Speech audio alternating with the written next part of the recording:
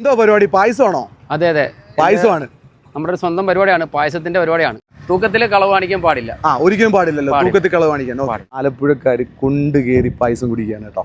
Marzouqi പായസം.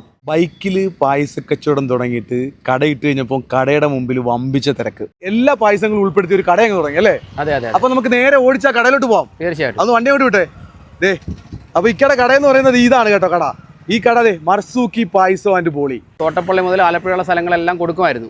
തോട്ടപ്പള്ളി മുതൽ ആലപ്പുഴയുള്ള എല്ലാ സ്ഥലത്തും പായസം കൊടുക്കുന്ന വ്യക്തിയായിരുന്നു.